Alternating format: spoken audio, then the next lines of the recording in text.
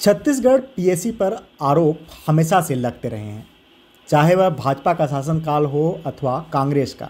Chhattisgarh PSC की विश्वसनीयता को लेकर लगातार सवाल उठते रहे हैं।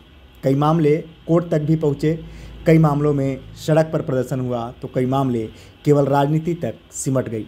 इससे पहले भी छत्तीसगढ़ पीएससी पर लगातार आरोप लगते रहे हैं और युवा उसकी विश्वसनीयता को लेकर सवाल खड़ा करते रहे हैं। ठीक वही स्थिति अभी भी है। छत्तीसगढ़ पीएससी परीक्षा का परिणाम आते ही मानो छत्तीसगढ़ की राजनीति में एक नई उथल पुथल, एक नए आरोप प्रत्यारोप का दौर शुरू हो गया है। भाजपा ने सीधे तौर पर पीएससी में भ्रष्टाचार का आरोप लगा दिया है। इतना ही नहीं, भाजपा प्रदेशाध्यक्ष अरुण साव ने पत्रकार वार्ता कर सीधे तौर पर कहा है कि हम पीएससी कार्यालय का घेराव करेंगे और युवाओं की आवाज उठाएंगे। जो लोक सेवा आयोग का परिणाम आया है, छत्तीसगढ़ के युवाओं में उससे लेकर जो प्रतिक्रिया है, छत्तीसगढ़ के युवा जिस प्रकार से अपने आप को ठगा हुआ महसूस कर रहे हैं, उस चयन सूची को देखकर ये छत्तीसगढ़ के युवाओं के साथ धोखा है, छल है। वो रात दिन मेहनत करने वाला युवा सारी जीवन और भविष्य को निर्माण करने के लिए लगातार वो मेहनत करते हैं। उनके मेहनत को जिस प्रकार से इस सरकार ने ठेंगा दिखाने का काम किया है, नौजवानों के साथ जो छल किया है, ये बहुत ही चिंताजनक और दुर्भाग्यजनक है। इसे लेकर भारतीय जनता युवा मोर्चा कल लोक सेवा आयोग के कार्यालय का घेराव करेगा और युवाओं की आवाज को बुलंद करेगा। सूची को देखकर ही जिस प्रकार से छत्तीसगढ़ के नौजवानों में आक्रोश पनपा है, जिस प्रकार से उसकी विश्वसनीयता पर प्रदेश के नौजवानों ने, जिन्होंने परीक्षा दी, उन्होंने जो आशंकाएं व्यक्त की है, सरकार इस पर जवाब दे। आरोप के जवाब में आरोप लगाना ये ठीक नहीं है। आज ये आरोप हम नहीं लगा रहे हैं, छत्तीसगढ़ के युवा लगा रहे हैं। वहीं पूर्व आईएएस एवं वर्तमान में भाजपा नेता ओपी चौधरी ने भी पीएससी के परीक्षा परिणाम को लेकर कई सवाल खड़ा किए हैं और रिटायर्ड जज से जांच कराने की मांग भी की है। मुख्यमंत्री भूपेश बघेल जी चंद दिनों पहले छत्तीसगढ़ पीएससी ने रिजल्ट जारी किया है।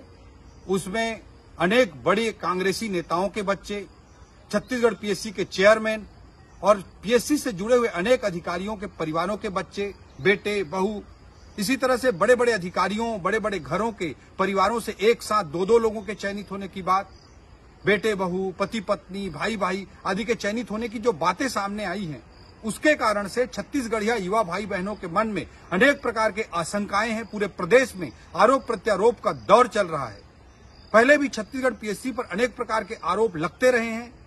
एक अभ्यर्थी युवा ने अपने पीछे के रोल नंबर के एब्सेंट होने के बाद भी इंटरव्यू कॉल आ जाने का लिखित में आरोप लगाया था।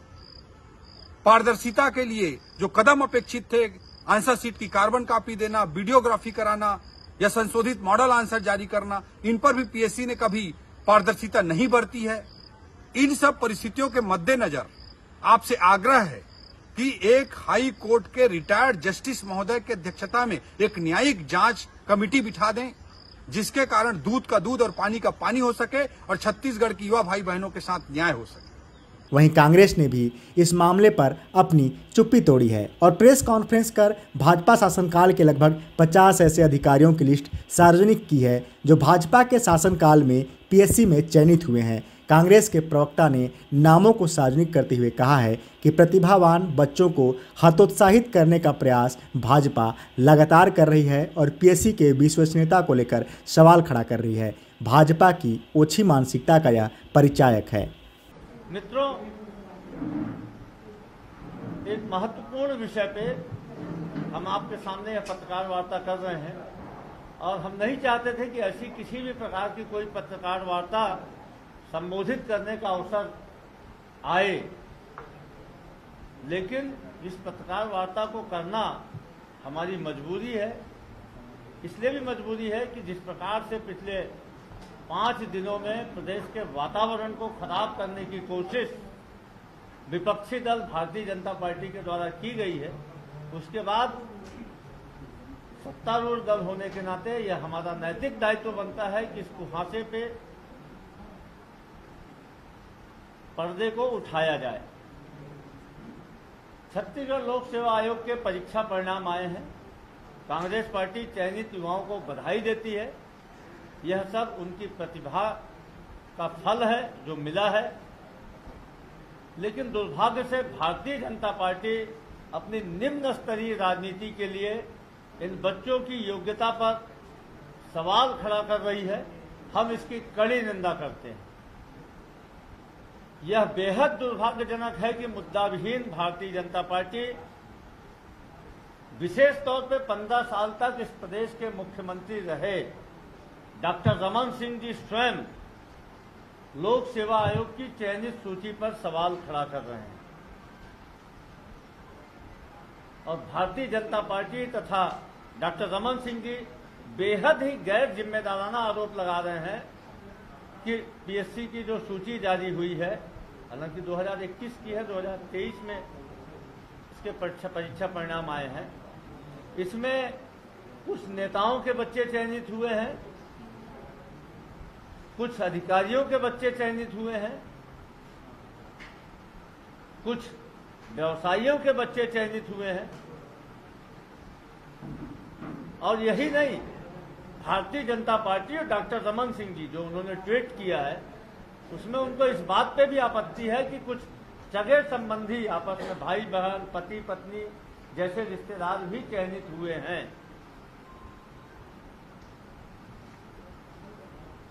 भारतीय जनता पार्टी के नेताओं द्वारा सिवाय बयानबाजी के कोई भी तार्किक आधार इस चयन की सूची पे लगाने का कोई भी तार्किक आधार प्रस्तुत नहीं किया। भ्रष्टाचार के कोई भी एक सबूत प्रस्तुत नहीं किए, लेकिन सूची पे सवाल खड़ा करके इन्होंने राज्य लोक सेवा आयोग जो युवाओं के सपनों को पंख लगाती है, वह राज्य लोक सेवा आयोग जिसकी चयन सूची में आंगनबाड़ी कार्यकर्ता का बेटा डीएसपी बनता है, वह राज्य लोक सेवा आयोग जिसमें गरीब मजदूर का बेटा भी सरकारी ओहदेदार बनता है, वह राज्य लोक सेवा आयोग जिसमें मध्यम वर्ग के, गरीब वर्ग के बच्चों की यह सपना रहती है कि वो सीधे प्रशासनिक सेवा में आएंगे, उस छत्तीसगढ़ लोक सेवा आयोग के विश्वसनीयता पे सवाल खड़ा करने का महापाप किया है डॉक्टर रमन सिंह और भारतीय जनता पार्टी ने। और सवाल भी ऐसे खड़े कर रहे हैं, अरे भाई, किसी नेता का रिश्तेदार होना उसकी अयोग्यता नहीं होती।